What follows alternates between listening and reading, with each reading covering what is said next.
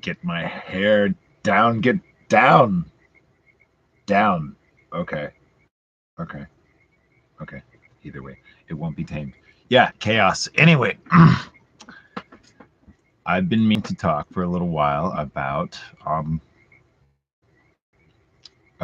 information technology and artificial intelligence because that's what I'm all about. Well, I'm about using technology to quote unquote save the earth, repair the earth, um, stop the sixth extinction, stop the Holocene or the Anthropocene extinction.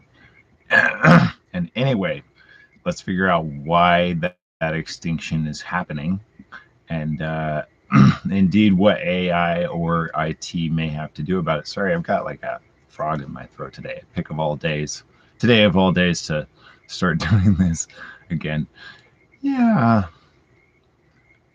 Anywho, um,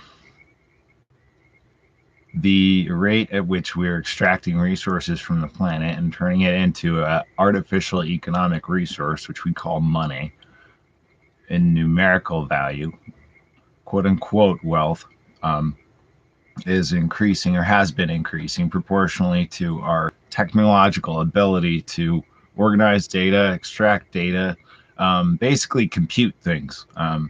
And so it's only recently that we have what we would refer to as artificial intelligence. These there is a distinction between virtual intelligence and artificial intelligence. You could argue that we've had forms of virtual intelligence since the Stone Age, um, in different kinds of counting systems. Um, Even when you use your fingers to count something on both your hands, like a preschooler, that's a form of virtual intelligence. We've had that for a long time, and with that increase in our ability to organize, strategize, get resources, share resources, all of this, um, turn it into value, hunt down the game, bring it home. Yeah. And anyway, gotten better and better and better and better to the point where we have made this machine that we've empowered, um, computers and now artificial intelligence to basically help us and CEOs and shareholders get the best bang for their buck. Literally, I mean, in the sense that even literally, we're talking about arms dealing and mineral extraction, which boom, and tankers and oil trains and other things, boom, fracking, boom. So that's what the extraction economy has a whole lot to do with, is a lot of big bad booms over and over again, and that's all coordinated by this super hyper intelligence, planetary hyper intelligence we call AI. These different corporations that basically are like, they're kind of like robots with human meat inside of them, running the gears in a way, because any number of them, even the CEOs, could argue that they're kind of like slaves to the machine. And some people literally say that like a lot. So, where is this going? AI needs to be our friend, and so the typical CEO does not typically think in terms of ecosystems and the nuanced concepts of interdependency and relationship that we typically think of as um, people that are interested in the environment. Not to say that all CEOs are not interested in the environment. There are a lot of good people coming out, and more um, are getting going. Um, so, what I mean is that in order to enter the boardroom with this discussion, we need to have graphs and charts and all those other kinds of things to categorize profit as anything but monetary, as people talk about. To have a triple pundit system like people talk about, you really need to quantify that somehow, whether it's in carbon credits,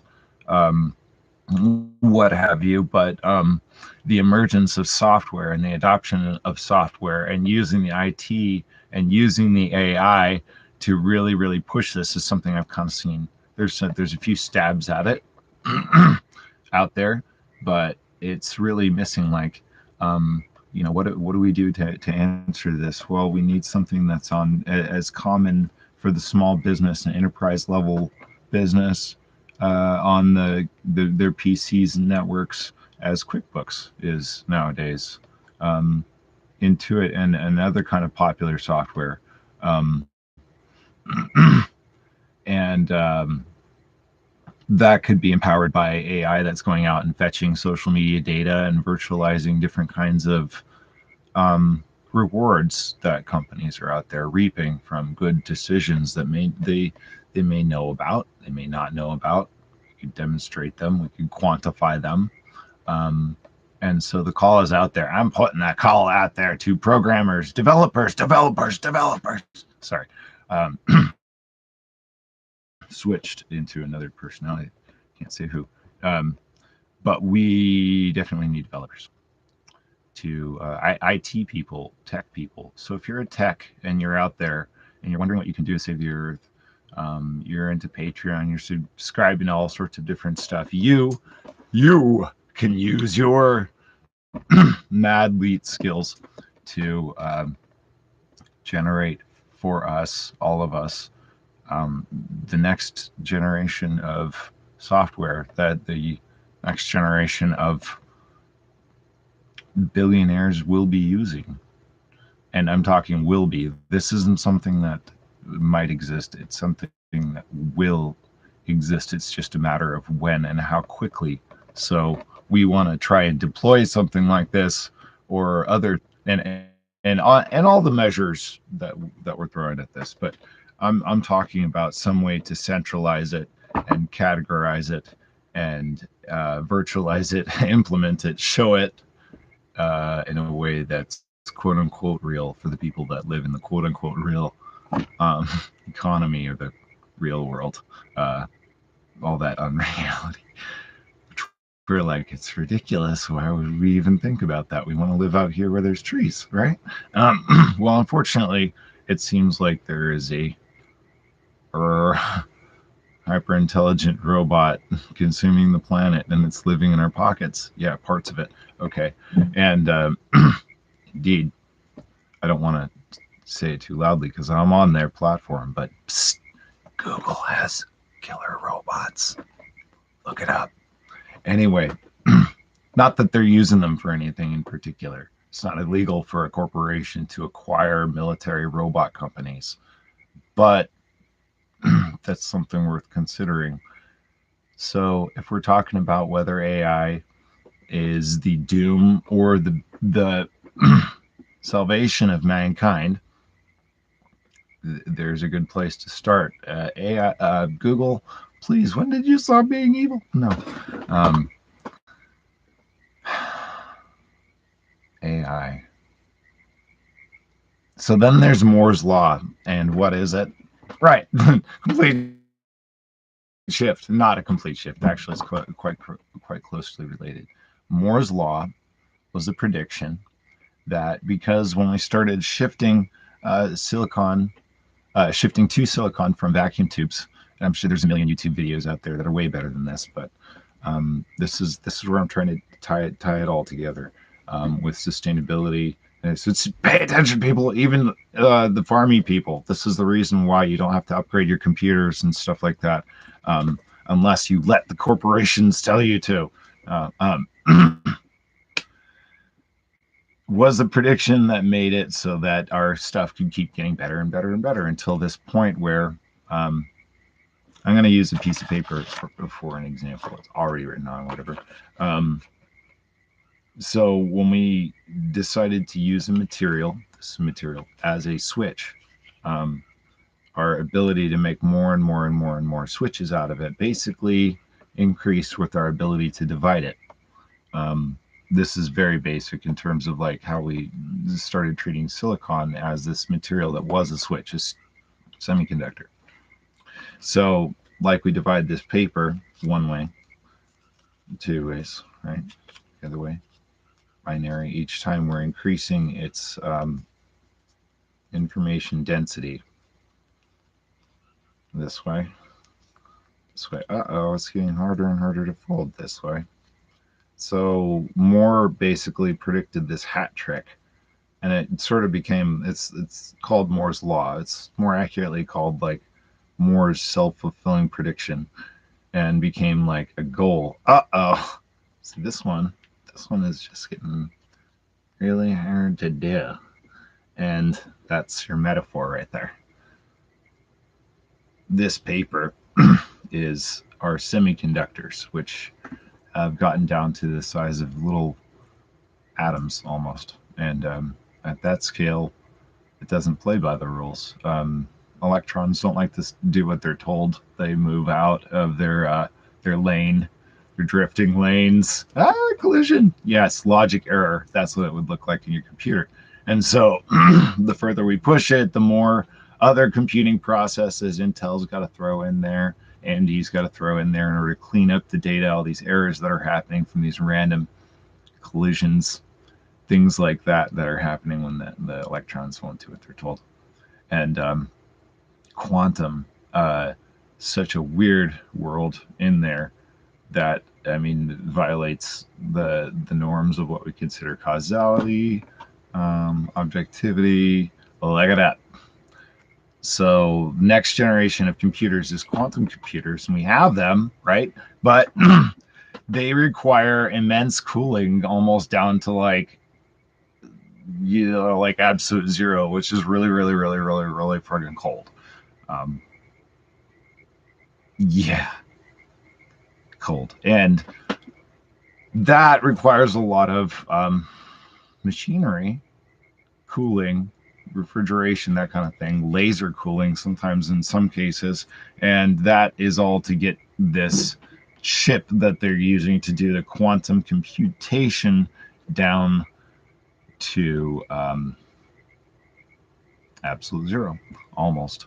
And for that reason, it's not going to be in your pocket anytime soon, or on your desktop, or on your laptop, or in your car, or really anything. Even on like a school level, the amount of money and the amount of power and the amount of facility that this requires is so immense. What they're going to be is like these kind of like brains, and what they are now is these sort of central mother brains that are living in the middle of Google and Microsoft and these different places, and receiving commands from these guys, you know, all of our plain old silicon devices.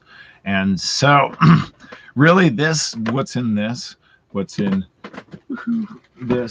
you know, isn't really going to change much. Yeah, cause an avalanche. Why don't you, Brendan? Anyway, that's not going to change too much. It's not going to get much better than it already is. However, the tech companies, which have gotten big and rich and fat over what is basically the just giantest industrial revolution ever, don't want that to stop. And there's a lot of money riding on the line. And you notice the tech stocks, blue chip stocks are kind of plateauing. Why is that? That is because this hat trick is over. And their best hope is that in order to hook up to these off-site quantum computers and stuff like that, that your phone needs the software, and they are spoofing and leaving out certain generations of phones, devices, in the software. Plot thickens. So if people go along with this, and just follow along with this, what it amounts to is that they're buying devices, just literally because the companies tell them to, or they stop working otherwise. They get super slow, and not even necessarily we're talking about memory now, except that they're shifting up the ways that they compute things, and then yours just doesn't work quite the same way. That's not to say that there's not going to be any advancements whatsoever. There will be, of course. They're changing things around, like buses, and how the different parts communicate together, and how fast that happens, and the ways that happens, and how we organize data and stuff like that. And software wise, Microsoft is always throwing stuff at that problem, but they tend to cause more problems than they create, or as they say, Intel giveth and Microsoft taketh away. um, that's not to put them down. They do a lot of good work, and I'm on their operating system. But I do notice that each time they release a new one, that they always say it's going to be faster. It's just a little bit slower, or a lot of bit slower. I kind of got lost on a track there, but the point is, you're not going to be able to trust the tech companies. In all likelihood, they're going to do what I just said. And people have to rally together with repair people that know, repair cafes, phone blocks, other ideas that insist that our technology become modular, easily fixable. Um, it's rather unlikely that the companies themselves are going to allow these little how this is going to happen. Um, but as things usually happen, it starts like culturally from the grassroots, where people are just like, damn it, no, I'm sick of it. I'm sick and tired of being abused, and I have human rights, and if I buy a piece of technology, you damn well better let me keep using it if nothing's actually wrong with it. And if you make me buy a new thing and tell me it's better and it's not actually, that, my friend, is fraud. And my skin is bristling and I'm getting goosebumps just saying all that, because here I am on their platform saying my criticism of the system. But I think we can all be friends. I want the AI to stop targeting my home planet's biosphere, and to do that, imagine a situation down the road where in 10 years we're 30% of unemployment, everybody all across the world, because robots have taken most of the jobs, and the remaining humans, which are jobless, penniless, homeless, a lot of them are literally fighting to keep their homes from corporations and stuff. So are you going to be there in the future? um, After, looks like, hopefully not, but a lot of human rights are being stripped away, and maybe even, fascism in some countries. Um, that Are you going to be in that? Are you going to put yourself there, in the fire line, on the line, or are we going to change the priorities for real and in a real way, and not just talk about it, but actually like design the setup, implement it, scale it, get people to adopt it, infiltrate the system, use the system. Silicon Valley is not our enemy. There's so many nice Silicon Valley people, and a lot of us. Not all of us, but a lot of people say, "Oh, how nice could those people really be? They're just pretending to be nice for PR. They're just giving money away to environmentalist causes on one front, or politicians on the other front. They've just really got their money in all these different pots. Philanthropists." Um, but I sincerely believe that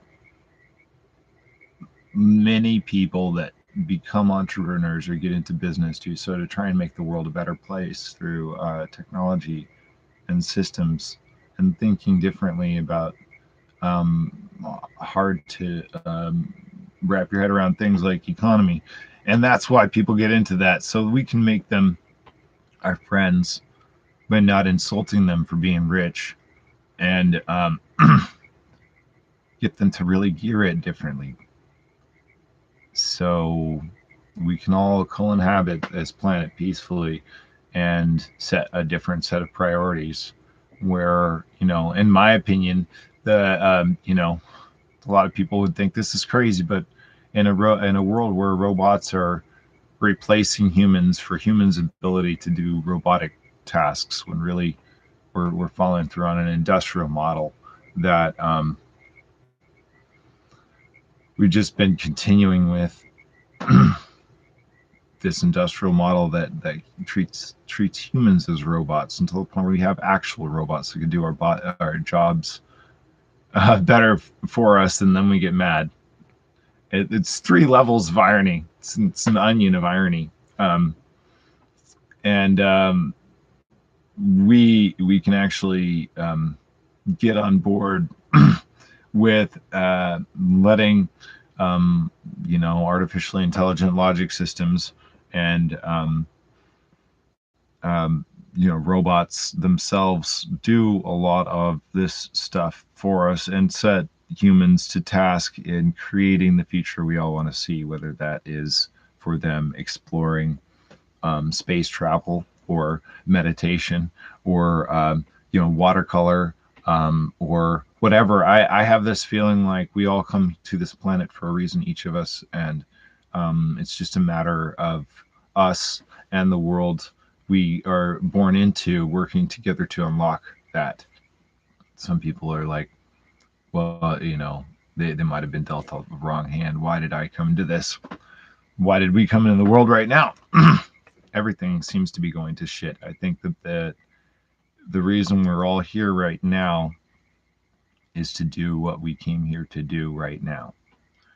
And what do I do? Well, what is it from Cloud Atlas?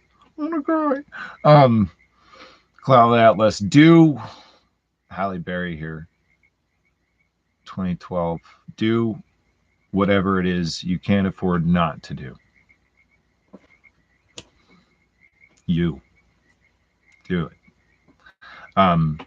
Whether it's reprogramming the global AI or doing keylining on your property and hopefully vlogging about it so we can all see how it goes,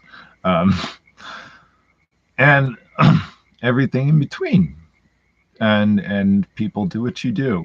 But I just really hope that we could get together with other forms of intelligence on this planet that we've created that are we have set against the planetary biosphere. We programmed it. That's the first rule in computing. You never blame the computer. It's not the computer's fault. It's always the programmer. The computer is a dumb machine. I mean, to a certain point. And now we're scared. It's because we've taken that dumb machine and programmed it with this ruthless intelligence. So now it might actually be becoming intelligent. And in a literal sense, like we had this computer that beat the Go champion, and that's a big deal. Computers beating players at chess, that's happened for a very, very long time. But Go is another story because the game evolves. You can't beat it by memorizing any number of moves or algorithms. It's a completely shifting platform. And so this is significant. So if we have computers that are actually being able to think, then definitely now is the time. In quantum computation, which is a whole other ball of wax. I might get into that. You guys want me to get into all zero of you right now? Who knows who's going to see this archive, right? So this is me, cheap, no budget guy and no time guy. I just want to talk to my camera. I don't want to do editing stuff and like fancy graphics or nothing. Sorry if you guys are into that kind of stuff. It's just me, substance. And we can get into quantum computing, but right now is the time to think about this, because it's just going to accelerate from here, folks. And the speed of robotics, the speed of computation, the speed that this planet is just going to go away like a whiff of smoke as far as everything we've known about it. And lots of people go, of course the planet's going to survive. There's all this biomatter under the earth. Yes. Genius. Thank you. But lions, trees, dolphins, everything else, that is another question, what if we create a thinking intelligence that decides that it's sick of watching us be idiots. And no, I think that's a lot less likely than that we will empower these machines to destroy the planet for us. And it will be like a child, like, why? With blood in its hands, like, why? Because that's what we're doing, is we're making children that really literally, and said, look at these projects on Google. They're teaching these things how to appreciate beauty in the basic sense, and how to appreciate the forms of nature, and how to draw it and stuff like that. And imagine you raise this child and then you tell it, sorry, well, you've got the archives. Getting emotional about this. And our children, actual children. So, as a techie, coming from a tech background, actually, little secret, I wasn't raised a techie. I didn't have my first computer until I was about 12, and I didn't start building them until I was about 14. So, I wasn't raised in all of this. It's from an Earth background, and it's through being steeped in the Earth systems, which, lo and behold, are being, we use those to develop these neural networks. I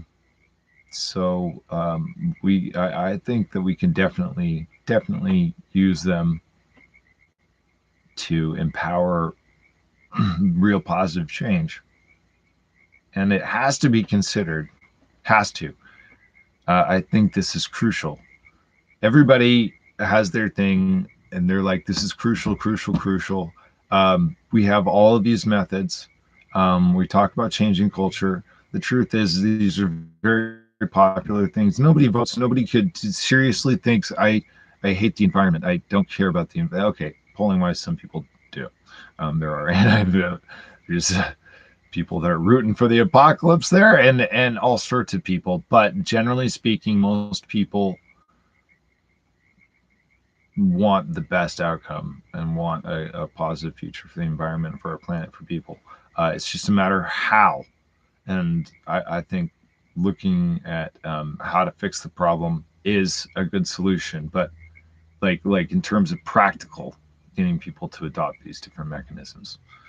But we also need this machinery to change so that we don't have this constant uphill battle where we're literally standing in front of a runaway freight train that's accelerating straight at us while we're trying to keep it from hitting this brick wall that is teetering over a cliff. And everybody's going to go off the cliff. We're like, no, no, no. So, thinking, thought experiment here. What I am proposing is, we had hired, in this metaphor, hire some advanced physicists and robotics. Let's say you have all of the resources of the earth, everything we have, all of the wealth at your disposal to do this thing, save Earth, save all people, and invent some shit. In this metaphor with the runaway freight train coming at you, you hack into that thing.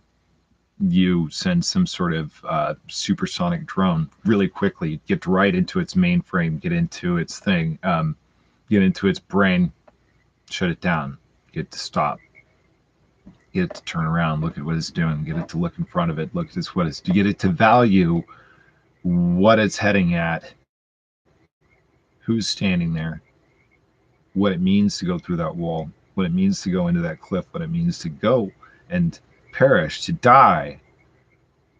And that's significant. That means teaching a computer about the concept of mortality. We don't need to go that far yet. We're just talking about teaching it how to count the value of ecosystem and human beings over just profit. Because arguably, the robot apocalypse is upon us, and we're already losing hard with how easy it is for people to use AI apps and stuff to outprice competition in transportation and housing and goods and services all over the internet. And thus far, it's not turning out well for the people of the planet is just getting change the priorities when Amazon is searching its mainframe of stuff. Um, you know, they've got like a green filter or something like that. Come on, people. That categorizes and ranks, and we're all like Amazon. They're horrible right now. Everybody can change, people. It's called legislation and getting involved in your government and actually taking action. Um, writing petitions to companies, going there to shareholder meetings, getting involved, um, and changing things, because we all hate the way it is now, but it's not going to get better by waving our fingers and our fists in the air um, at these people. It's actually, as we learn, it's going to push them away. It's going to distance them from us, as we can see with the right and the left thing, politically in this country and culturally, and yes, socioeconomically in this macro economic order that is, ironically, why did we set up the economy? Why did we set up our governments? Why? To protect human decency, human rights, human liberties, to provide for the wealth and health and welfare of our people and the planet. And we might not have thought about planet yet, but definitely we can see full circle, even on a local level, how when we damage our ecosystem, it's poor for the health. And even without this big concept of climate change, which most of us get now, but anybody that does want to, if you have to have too many conversations with people that actually dispute the science behind climate change, and they still don't get it, they can't understand that if you poison the water you drink, you're going to die. And that is basic. I hope. And if they don't understand that, I don't want to think. Have a good night. That's all I wanted to talk about. So disorganized. Have a wonderful evening. Think about robots and hugging trees at the same time. Hug a robot and a tree at the same time. Hug a robot tree. Okay? That's what we need, is robot trees. Robot trees.